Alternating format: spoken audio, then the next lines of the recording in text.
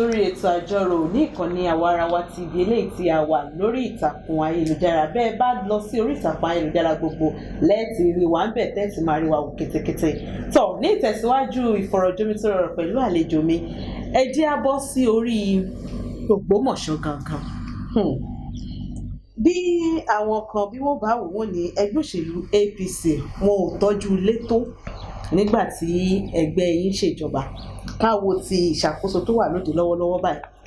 Oríṣiríṣi àwọn tó jẹ́ èèkánú ìjọba náà wá láti Ògbómọ̀ṣọ́.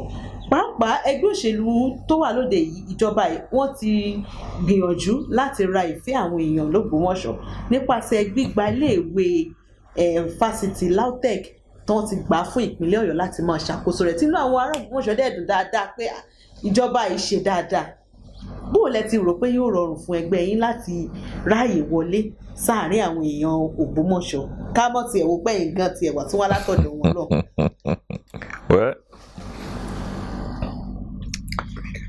Ṣe rí akí gómìnà pẹ̀lú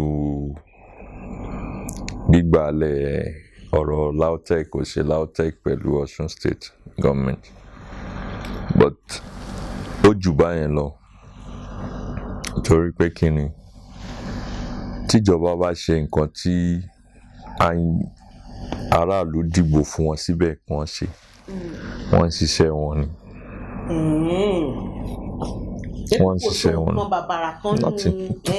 Wọ́n ń ṣiṣẹ́ wọn ni. So èyí tó burú jù ni pé kí wọ́n débẹ̀ kí wọ́n máa ṣe nǹkan tí ó lòdì sí nǹkan tí àwọn aráàlú ń fẹ́. Ìgbà yẹn ni tí ìjọba tó wà ń bẹ̀ ń sìn gba LAUTECH sí Ọ̀yọ́ State, iṣẹ́ tó yẹ kí wọ́n ṣe ni wọ́n ṣe yẹn. LAUTECH tó wà ní Ògbómọ̀ṣọ́ ó jẹ́ bí ọ̀kan ṣoṣo ọrọ̀ ajé Ògbómọ̀ṣọ́. Immediately tíjọba gba LAUTECH, àwa gbàjọba nímọ̀ràn pé kí wọ́n ṣe LAUTECH ní full-fledged university tó máa jẹ́ pé conventional university ni. Ó máa ní schools àtàwọn department tí àwọn fa courses mi bíi law and accountancy and other courses, so that LAUTECH nílẹ̀ environment yẹn dẹ̀ wà conducive. Our host community náà àfaramọ́ àwọn student, good relationship wà láàrin wa. So the right thing to do is for the government to expand the school ní host community yẹn gangan. But ìjọba ń sìn ní tí wọ́n fẹ́ ṣe ni pé àwọn fẹ́ mú nínú LAUTECH kúrò ní Ògbómọ̀ṣọ́ lọ sí àwọn agbègbè míì ní ìpínlẹ̀ Ọ̀yọ́. Wọ́n ní kọ́rọ̀ ajé yẹn náà lè kárí yẹn. No, ṣe rí àwọn ibi tí wọ́n fẹ́ mú àwọn schools míì náà lọ yìí, ìjọba àpapọ̀ ti fẹ́ dá University of Agric lẹ̀, Federal University of Agric ní sáìdì Òkè Ògùn. So tẹ́ bá tún yọ School of Agric kúrò ní LAUTECH, ẹ tún reduce the activities school yẹn sí ni. Nǹkan tá à ń béèrè fún ni pé bí University of Ìbàdàn ṣe wà bó ṣe tóbi tó gbòòrò yẹn làwa ń wò pé kí LAUTECH náà dà l'Ògbómọ̀ṣọ́. Ní Ìbàdàn a ṣáà ní University of Ìbàdàn, a ní Polytechnic of Ìbàdàn, a ní Technical University ó wà, and then other private university náà wà. Nǹkan tá à ń sọ ni pé l'Ògbómọ̀ṣọ́ nǹkan ẹyọ kan ṣoṣo tá a ní nìyẹn. Ẹ tún wá fẹ́ gbà lọ́wọ́ wa, ẹ nà wá lọ́rẹ́, ẹ ní ká mọ̀ ké. So ìyẹn lásán ó tó nǹkan tí ò dùn máwọn aráàlú wa nínú. Ṣé pé kò dùn mára àwọn ará Ògbómọ̀ṣọ́ nínú sà? Kò lè dùn mọ́ wọn nínú torí nǹkan tí mo ṣàlàyé fún yín yẹn. Ṣé àgbọ́yé irú nǹkan báyìí dẹ̀ wà fún àwọn èèyàn l'Ògbómọ̀ṣọ́? Torí nígbà tá a gbìyànjú láti ní ìfọ̀rọ̀jomitoro pẹ̀lú àwọn èèyàn, inú wọn dùn pé. Ó depend lórí ẹni tẹ́ bá bi léèrè. tẹ́ ẹ bá bọ́ sọ́rọ̀ ẹni tó fẹ́ sọ̀rọ̀ kíjọba lè fẹ́ràn òun á sọ nǹkan tí ìjọba fẹ́ gbọ́ but gẹ́gẹ́ bí bàbá LÁJÉ tilẹ̀ ìlú Ògbómọ̀ṣọ́ lábẹ́ àṣẹ bàbá wa Ṣọ̀ún tògbómọ̀ṣọ́ ni mo fi ń fi ẹnu yìí bá yín sọ̀rọ̀ yìí ṣe mọ̀ pé ó rọ mọ́ ọ̀rọ̀ ajé gẹ́gẹ́ bí mo ṣe sọ fún yín a dẹ̀ ń meet àwọn èèyàn à ń gbọ́ nǹkan táwọn èèyàn ń sọ so tíjọba gọ́vnà Ṣèyí Mákindé bá fẹ́ ṣe dáadáa fún wa jù l'Ógbómọ̀ṣọ́ ni pé kó bá wa fi LAUTECH lẹ̀ kó wá sọ di yunifásitì ńlá bíi ti UI. Gẹ́gẹ́ bí bàbá LÁJÉ tí ẹ ṣe gba oyè tuntun ọ̀hún bó ti jẹ́ pé ẹ̀ẹ̀kan sí ìkànnì àwa ara wa ká wá bá yín gbé lárugẹ ká gbé sáyé ẹ jẹ́ ká wo bí ètò ọrọ̀ ajé ìpínlẹ̀ Ọ̀yọ́ bó ti ṣe wà lọ́wọ́lọ́wọ́ báyìí. Àwọn èèyàn kan tí wọ́n ti fi ń sọ̀rọ̀ lórí ẹ̀rọ ayélujára sọ̀rọ̀ sọ jẹ́ pé like Ọ̀yọ́ like Nigeria pé ìbá Ọ̀yọ́ jẹ́ yáwó náà nílẹ̀ Nàìjíríà náà yáwó. Tí a bá ní ká wo ibi ìjọba tó wà lóde ṣe ń yáwó sí ṣó lọ ní ìbámu bí ìdàgbàsókè ọrọ̀ ajé ìpínlẹ̀ Ọ̀yọ́ ti ṣe ń lọ pẹ̀lú ti COVID káwò mọ̀. Ọ̀tọ̀ọ̀tọ̀ ni ẹ gbọ́dọ̀ fi bí ìjọba àpapọ̀ ṣe ń yáwó wé bí ìjọba ìpínlẹ̀ Ọ̀yọ́ ṣe ń yáwó torí pé ìjọba ìpínlẹ̀ Ọ̀yọ́ kò yẹ kí àwọn náà tún máa yáwó tó bíjọba àpapọ̀ ṣe ń yáwó torí ọ̀pọ̀lọpọ̀ owó tí ìjọba àpapọ̀ ń yá yìí torí àǹfààní gbogbo ìpínlẹ̀ tó wà ní orílẹ̀-èdè Nàìjíríà ni and kò sí nǹkan tó burú nínú kíyàn yáwó nǹkan tíyàn fi owó yẹn ṣe ló ṣe pàtàkì àti pé tó bá ti yáwó kó o nígbàgbọ́ wípé wàá san ọ̀pọ̀lọpọ̀ ìjọba ló máa ń yáwó lẹ̀ de àwọn ìjọba tí ó tún bọ̀ lẹ́yìn wọn tí ò dẹ̀ yẹ kó rí bẹ́ẹ̀ ṣé mọ̀ pé nsìn bí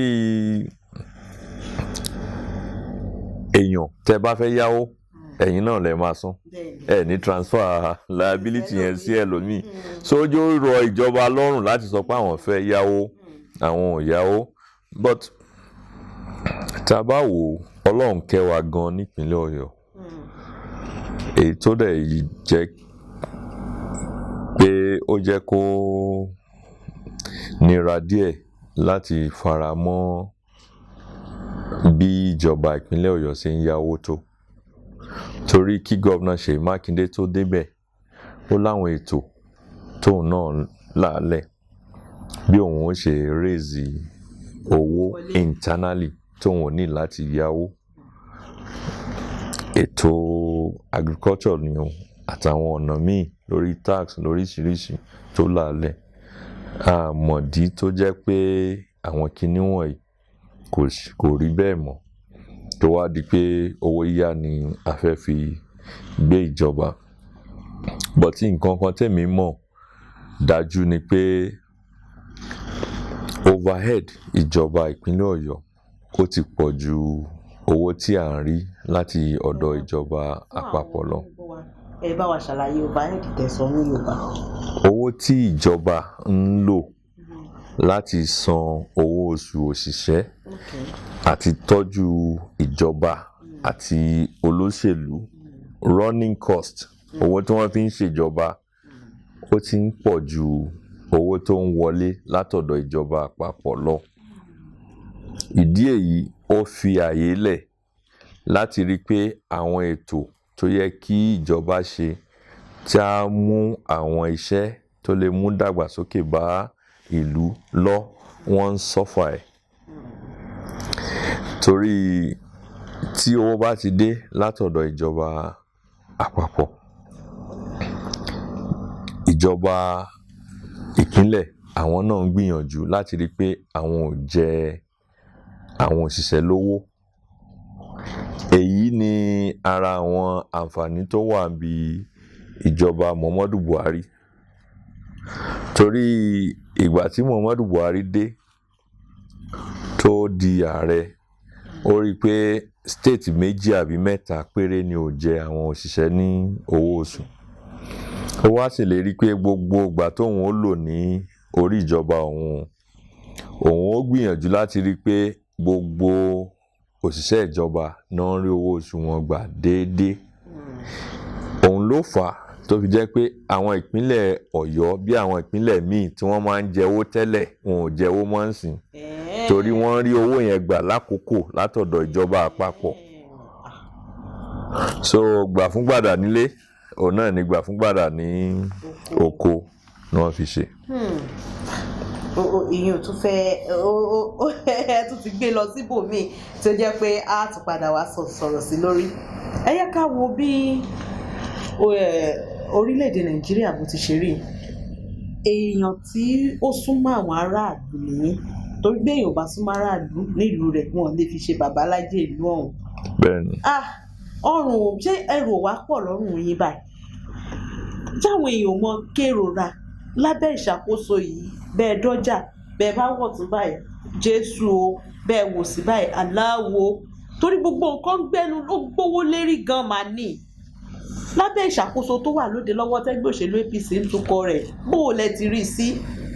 Ìkíní, kò tíì sí ìjọba tó fẹ́ràn aráàlú tó ìjọba Muhammadu Buhari láti ìgbà tá a ti ń ṣe ìjọba àwa ara wa. Ìgbà tí Muhammadu Buhari dé nǹkan tó kọ́ sọ ni pé n tí ẹ lè gbìn ní kẹ́ ẹ jẹ nǹkan tí ẹ lè gbìn. Ó ń gbà wá níyànjú pé n tí ẹ bá lè jẹ ní kẹ́ ẹ gbìn n tí ẹ bá gbìn ní kí ẹ jẹ. Torí pé ọ̀pọ̀lọpọ̀ ọmọ Nàìjíríà wọ́n ti fẹ́ bá débi pé èmi ò lè mu júùsì tí wọ́n ṣe ní Nàìjíríà mọ́. Ó ti dórí pé kán mọ́ wá gba àtomi àti júùsì o àti ráìsì o àti kíní o kán mọ́ gbé wá ní àti òkè òkun. Èyí fà tó jẹ́ pé ó mú ìnira bá foreign exchange wa torí pressure wà lórí àwọn tí ó ń ṣe importation láti rí owó kíákíá, owó dọ́là. Ó sì ń fà tí dọ́là fi ń lọ sí òkè ní gbogbo ìgbà. But tí gbogbo wa bá ṣe nǹkan tí Muhammadu Buhari ń try láti pàkíyèsí wa sí láti bẹ̀rẹ̀ ni pé ó ń kálukú ń kọ́. Kàrán kí o máa mu omi ìlú òkèrè o, mu omi Nàìjíríà. Tẹ́yin bá ń ta omi, tẹ́mi mú owó tí mo mú owó lọ́wọ́ mi mo fi ra omi lọ́wọ́ yín. Ṣé mọ̀ pé owó ń bọ́ sọ́wọ́ yín náà ni? Ẹ̀yin náà mú owó yẹn fi ra nǹkan lọ́wọ́ ẹlòmíì. Ẹlòmíì yẹn náà fi ra nǹkan lọ́wọ́ ẹlòmíì. So owó yẹn ó wà ní agbègbè wa. Àmọ́ nígbà tí mo fẹ́ mu omi nínú owó tí mo ní mo fi ránṣẹ́ sí ìlú òkèrè. Ṣé mọ̀ pé owó ń ti kúrò ní Nàìjíríà nù? Díẹ̀ ó wá múnira bá owó tó wà ní ọwọ́ àwọn èèyàn. Ìdí èyí tí a bá gbìyànjú pàápàá jùlọ nípínlẹ̀ Ọ̀yọ́ wa ń bí a fẹ́ wà lára àwọn ìpínlẹ̀ tí Ọlọ́run kẹ́jù torí a nílẹ̀ tí ó ṣe gbìn nǹkan tó sì yẹ pé ká pe àkíyèsí sí ká sì wo nǹkan tí a lè ṣe láti rí pé ọrọ̀ ajé wa a rí ọ̀nà nínú nǹkan ọ̀gbìn. Àyè wá dà níbi tí àwọn darandaran àwọn ajínigbé àwọn tọ̀túntòsì tí wọ́n ń jẹ́ ká gbádùn pàápàá ní wàpègbè Òkè Ògùn tó jẹ́ pé ibẹ̀ ni orírun oúnjẹ orírun gbogbo nǹkan tí wọ́n ń ṣèkọlù sí wọn gbogbo bàtà tó wá lè ṣe wá sọ àwọn ìpínlẹ̀ míì lórílẹ̀‐èdè Nàìjíríà. Ẹ ṣeun ṣe rí ìbéèrè ńlá ni ọ̀rọ̀ ààbò yẹ kó jẹ́ lórí discussion wa ní gbogbo ìgbà torí bó ṣe ń lọ yìí kò sí ẹni tó dùn wọ́n. Kò dẹ̀ ń ṣe ìpínlẹ̀ Ọ̀yọ́ nìkan bí wọ́n ṣe ń ṣe ń bí náà ń ṣe ńlẹ̀ Haúsá náà ń ṣe nílẹ̀ Ìgbò, kò síbi tí ó fara rọ. A ti wá rí i pé n tó wà ńlẹ̀ kò ń ṣe ọ̀rọ̀ òṣèlú, kò ń ṣe ọ̀rọ̀ ẹgbẹ́, ọ̀rọ̀ ààbò ọ̀rọ̀ gbogbo wa ni. Tí ojú bá farabalẹ̀, a rí mú. A rí pé ìjọba tó wà ní orí àléfà kò lè wo sùnsùnsùn kó lóun fẹ́ bàlú tóun ṣèjọba lé lórí jẹ́. Àmọ́ ńgbà táwọn míì bá fẹ́ bàjọba jẹ́, wọ́n wá nǹkan míì tí wọ́n pè ení tere èjì tere, ó sì ń win gbogbo wa sí nǹkan dẹ̀ ń bàjẹ́ lọ. Yálà tí gbogbo wa jọ jókòó kájọ foyí jíròrò bí a ṣe fẹ́ ṣe àtúnṣe sí ọ̀rọ̀ ààbò. A pariwo ìjọba ni o, ìjọba ni o. Ìjọba ò lè ṣe gbogbo kinní wọ̀nyí. Àwọn aráàlú náà ní ipa tí a ní láti kónú ẹ̀. Àwọn ọ̀daràn wọ̀nyí wọn ò jábọ́ wá látọ̀run. Ibìkan ni wọ́n ń gbé, ibìkan ni wọ́n ń jẹ̀ sí, ẹnìkan ló bí wọn. Tí intelligence wa bá pọ̀ sí, a rí pé gbogbo àwọn kinní wọ̀nyí kò ní bàjẹ́ tó bó ṣe rí. And àwa ti yẹ àwọn kinní wò lóríṣiríṣi, but I'll come into conclusion pé tọ́rọ̀ bá ti dọ̀rọ̀ ààbò, kì í ṣe gbogbo ẹ̀ ni ó yẹ kí wọ́n máa sọ ní orí afẹ́fẹ́. Torí bí ẹ bá ṣe ń gbé síta làwọn èèyàn búburú tí wọ́n ń ṣe iṣẹ́ búburú yìí náà ń gbọ́, làwọn náà dẹ̀ ń kọ́ bí wọ́n ṣe múra sí ọ̀rọ̀ ìka wọ̀nyí. Ǹjẹ́ kí àwọn orílẹ̀-èdè Nàìjíríà ń tẹ̀ gbìyànjú láti sọ ní pé kán fàyà balẹ̀ nínú ìṣàkóso tó wà lóde lọ́wọ́ rẹ̀ pẹ̀lú gbogbo ẹ̀ bí ò ti ṣe tún tẹ́rùn tó yìí náà?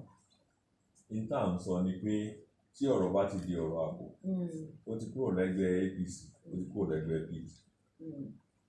Ní ìpínlẹ̀ wa lọ́yọ̀ọ́ bí gómìnà Ṣèyí Mákindé ó gba àwọn èèyàn láàyè, àwọn tí wọ́n jẹ́ ọ̀jọ̀gbọ́n tí wọ́n ní ìmọ̀ lórí ọ̀rọ̀ ààbò yìí, kí wọ́n jọ jókòó, kí wọ́n jọ sọnù.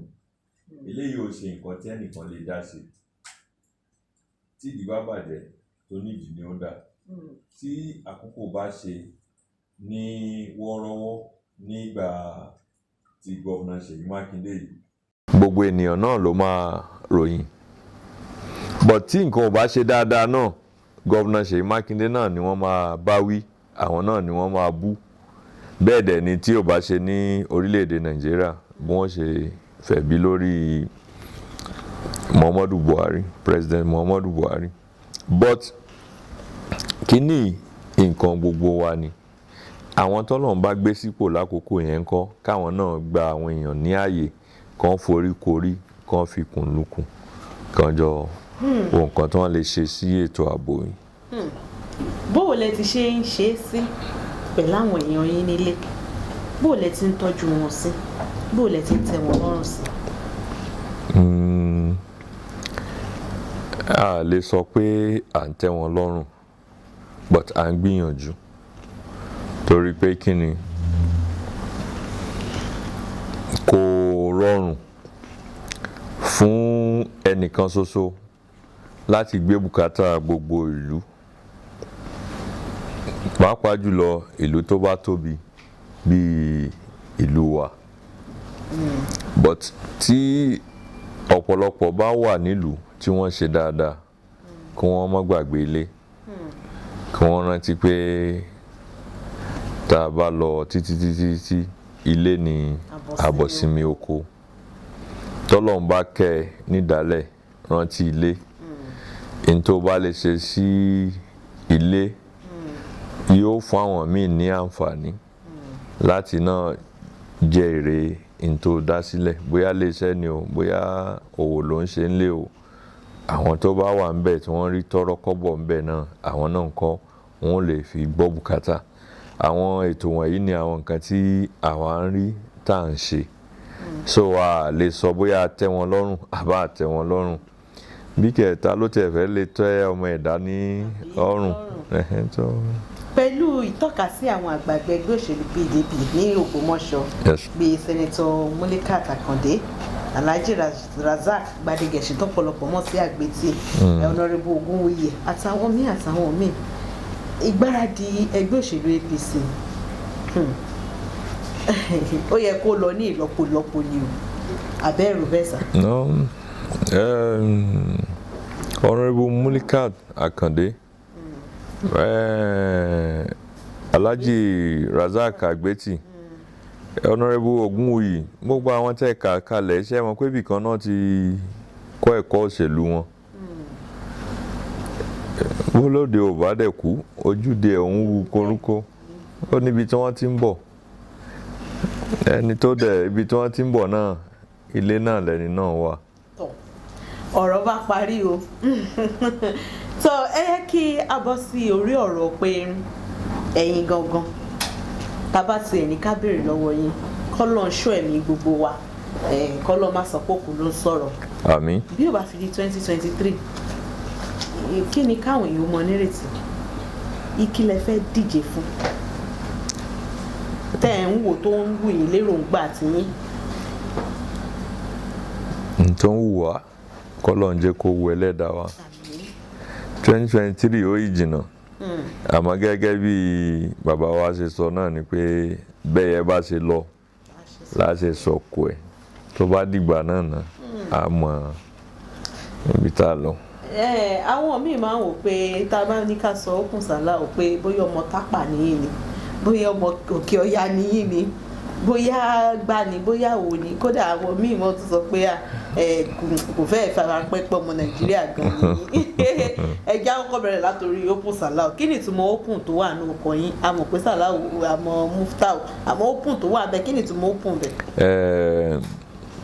Òpin English meaning MUFTAU náà ni. So MUFTAU Òpin SALAWU kò ń ṣe Òpin tó wà bẹ́ẹ̀ ń ṣe nàgìjẹ́ ara orúkọ mi ni bẹ́ẹ̀ ni. So engineer MUFTAU Òpin SALAWU lórúkọ mi. So and ọmọ bíbí ìlú Ògbómọ̀ṣọ́ ni mí, ilé Alápà nísàlẹ̀ Ọ̀rá nílé wa ní Ògbómọ̀ṣọ́ North. But tẹ́ bá wò nínú àkàsílẹ̀ yín nípa bí mo ṣe kọ́ ẹ̀kọ́ mi ẹ rí i pé bídà ó ń repeat rẹ̀ nínú kìnìún.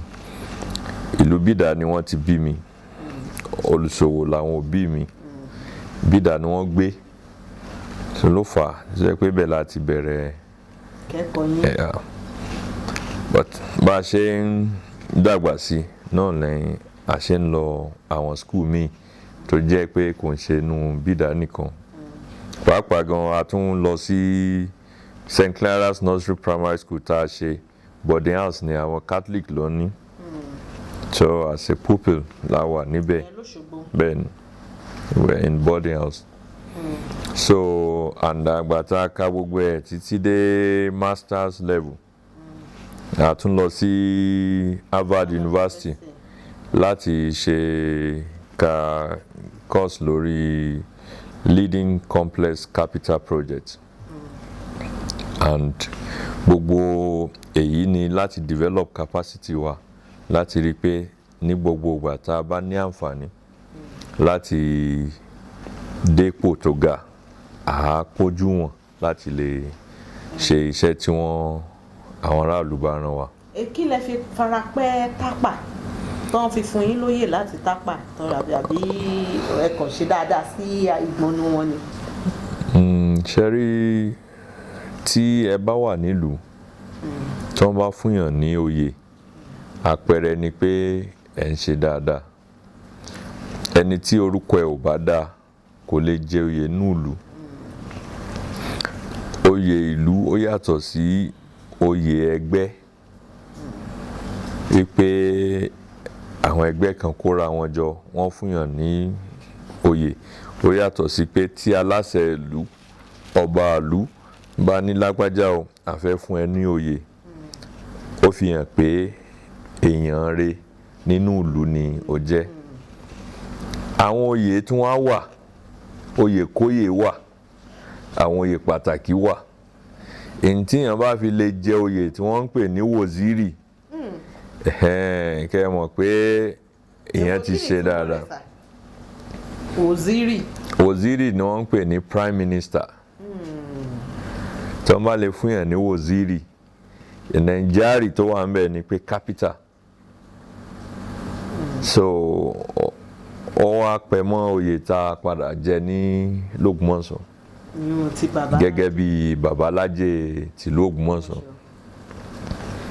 àpẹẹrẹ ńlá tó wá wà nù oyè bàbá LÁJÉ tá a jẹ ni pé wọ́n ti jẹ oyè bàbá LÁJÉ kẹ́yìn nílùú Ògbómọ̀ṣọ́ ńsìn ó ti ń lọ bí 27 years ní ẹni tó jẹ bàbá LÁJÉ kẹ́yìn kọ́lọ́mbà fọ̀run kẹ́ bàbá náà ìyẹn ni wọ́n ń pè ní Chief Adébáyọ̀ Àmọ̀ó Aláta. tẹ́ bá ń mọ Ògbómọ̀ṣọ́ ẹ rí gbogbo ẹ̀ tẹ́ bá ti Ògbómọ̀ṣọ́ ẹ rí Aláta flour mill Aláta candle Aláta motors. bàbá náà jẹ́ olùṣòwò tó fẹ́ràn ìlú Ògbómọ̀ṣọ́ tó dá lé iṣẹ́ oríṣiríṣi lẹ̀ sí Ògbómọ̀ṣọ́. látìgbà tí bàbá náà ti kú bàbá wa Ṣọ̀ún Ògbómọ̀ṣọ́ gẹ́gẹ́ bẹ́ẹ̀ ṣe mọ̀ pé wọ́n ń fìyàn joyè kóyè àbí wọ́n kàn múyàn kankan fún lóyè báyẹn nínú gbogbo àwọn ọba tó ládéládé tó wà nílẹ̀ Yorùbá ẹ rí i pé bàbá ìṣe ọba kan tí kàn fi oyè tọrọ fáwọn èèyàn láì ṣe pé wọ́n mọ rírì ẹni náà àbí wọ́n mọ ibi tí ẹni náà ti ń bọ̀ lọ. bàbá ò fẹ́ ẹlòmíì jẹ bàbá LÁJÉ láti 27 years yẹn. iléeṣẹ́ mélòó gan-an lẹ ní l'Ògbómọ̀ṣọ́ àti àwọn ọ̀dọ́ mélòó lẹ ti gbà síṣẹ́? iléeṣẹ́ tá a ní ní Ògbómọ̀ṣọ́ kò ju 2 lọ.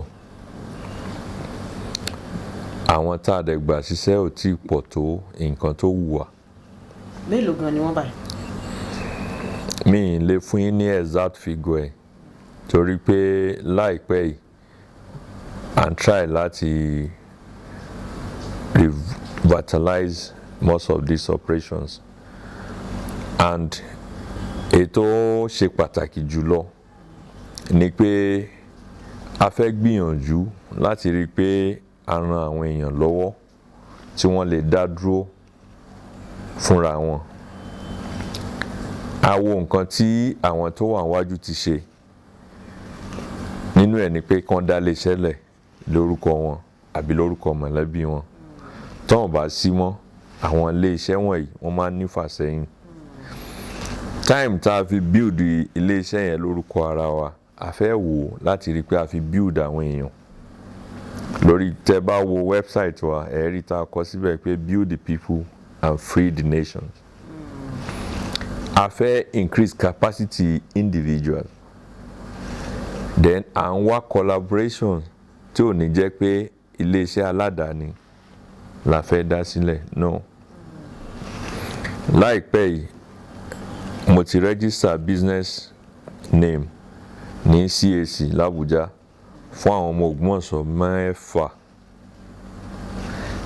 àwọn business wọ̀nyí àwọn ọmọ Ògbómọ̀ṣọ́ náà ni wọ́n.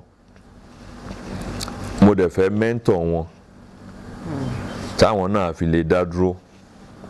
tó jẹ́ àwọn ọ̀dọ́. tí wọ́n jẹ́ ọ̀dọ́ inú wọn ni arákùnrin kan tí wọ́n ń pè ní Lérè bàtà ló ń ṣe.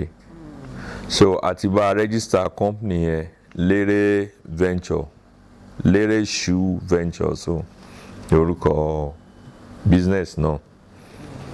now n tí a fẹ́ ṣe pẹ̀lú Lérè shoe ni pé a fẹ́ increase capacity arákùnrin a fẹ́ bá brandi bàtà ẹ̀ tó ń ṣe a dẹ̀ fẹ́ bá market bàtà ẹ̀. target wa ni pé lẹ́yìn ìlú Ìbàdàn Ògbómọ̀ṣọ́ ni ó wà more dense jù ní èrò ti pọ̀ jù lójú kan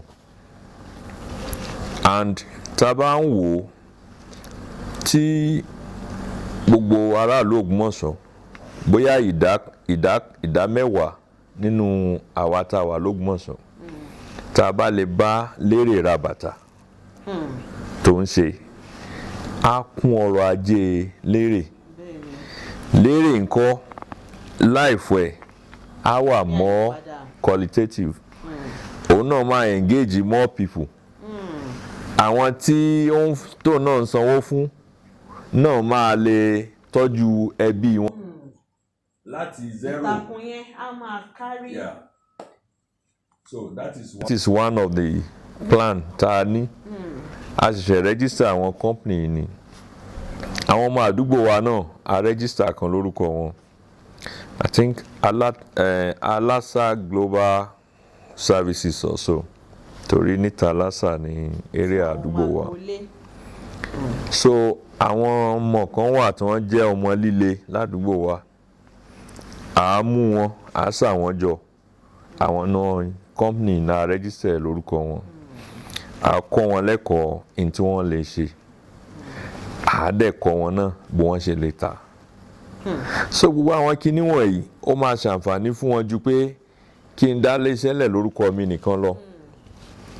Tí wọ́n bá forí ṣe tí wọ́n fọrùn ṣe tó bá yá náà bóyá àbúrò mi kan ni o àbọ̀mọ̀ mi kan náà ló wá wájọ́ kan ló ní ló pàṣẹ fún wọn ló ṣe nǹkan tó bí àti rírú àwọn ìrírí lóríṣiríṣi.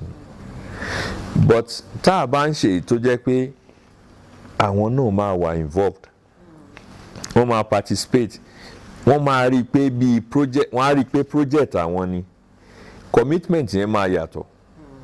So eléyìí kúrò ní ọ̀gátà ọ̀gọ́ta lọ́wọ́ aláàárọ̀ pé so gbogbo wa lájọ máa all hands will be on deck. So tẹ́ bá fẹ́ pé in another way ẹ lè sọ pé digital bàbá LÁJÉ not analog one. Àlàyé yìí yóò ti go digital gan ni. Adúpẹ́ púpọ̀ lọ́wọ́ yín.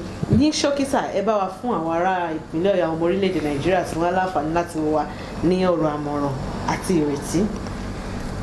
Ìkíní ni pé gbogbo ọmọ ìpínlẹ̀ Ọ̀yọ́ àti ọmọ orílẹ̀-èdè Nàìjíríà àti ọ̀mọ̀wé àti òṣìṣẹ́ ẹ jẹ́ kí gbogbo wa ń kọ́ ká dá sí ọ̀rọ̀ òṣèlú. Níwọ̀nba àgbà tí ìjọba ara wa ni à ń ṣe lọ́wọ́, tí wọ́n bá ti ń gbé kí gbogbo wa jọ gbé. Yálà APC ni o, PDP ni o, ẹgbẹ́ mi ni o, ẹ lọ join political party. Ẹ join political parties kẹ́ ẹ dẹ̀ participate effectively nínú politics. So àwọn ẹgbẹ́ tẹ́ ẹ bá join gbogbo ohun tí wọ́n bá ń ṣe ẹ̀yin náà ẹ bá wọn dá sí kẹ́ ẹ jọ máa ṣe. Ẹ má gba àwọn èèyàn láàyè tí wọ́n máa ń sọ pé òṣèlú ò dáa o, onírọ́ ló lóṣèlú o, oníjàmbá ló lóṣèlú o.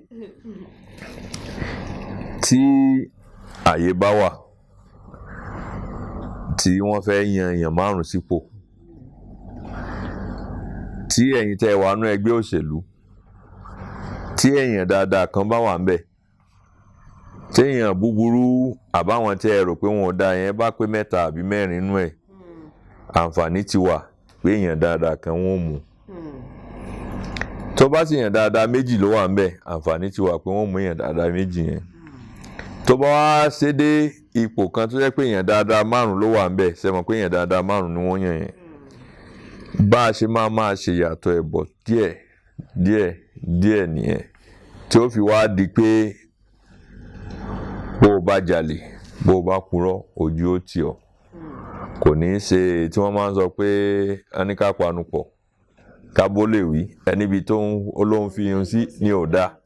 So ọ̀rọ̀ òṣèlú bó o dá sí ìyẹn ò ní pé ètò àti ìlànà tí olóṣèlú bá làálẹ̀ kò ní dá sí ọ, yóò affect ẹ. Àyìndí èyí ń kọ́ ẹ ń láti dá sí so that tí ọ̀jọ̀gbọ́n ọ̀mọ̀wé àtàwọn tó níṣẹ́ ọwọ́ lọ́wọ́ tó bá wà ní òṣèlú yóò jẹ́ kí ààyè àwọn jẹgúdújẹrá òpùrọ́ àìlójútì wọ̀nyí kó mọ kásẹ̀ ńlẹ̀ nú ẹ̀ díẹ̀. ṣeun àdúpẹ́ ẹ̀yin aráalé ọ̀rọ̀ lẹ ti gbọ́ lẹ́nu àlejò wa tí wọ́n gbà wá lálejò káfí sí ohun méjì báwọn a lérò pé tá a bá sì kọ sí láwọn ìgbà míì sá ẹ jẹ́ wa ní òòsà. lágbára Ọlọ́run tí àkókò bá ti wà tá a bá ti wà nílé. ẹ ṣeun àdúpẹ́ ẹ jẹ́ ká máa fèyí ṣe lọ fún títí sáà yìí á tún mọ pàdé ara wa pẹ̀lú ẹ̀kàn òkú míì ẹ má gbàgbé láti darapọ̀ mọ́ wa lórí ìkànnì YouTube wa Àwarawa TV kí ẹ subscribe kẹ́dẹ̀ bá wa like kẹ́dẹ̀ bá wa share àwọn videos wa tó wà ń bẹ̀ àwọn nǹkan míì tó ti wà létò tá a ti ṣe lọ́jọ́ tá a máa gbé sí orí ìtàkùn náà tí ó jẹ́ tí yóò máa mú yín gbọ́ ohun tó ń ṣẹlẹ̀ ní orílẹ̀-èdè Nàìjíríà tá a sì máa kọ́gbọ́n níbẹ̀ tá a mọ̀ bí tí nǹkan dé dúró lórúkọ gbogbo ikọ̀ Àwarawa TV Sekinat Adégòkè Yusuf lórúkọ tèmi ó tún di ọjọ́ mi ọjọ́ rẹ̀ lábọ̀.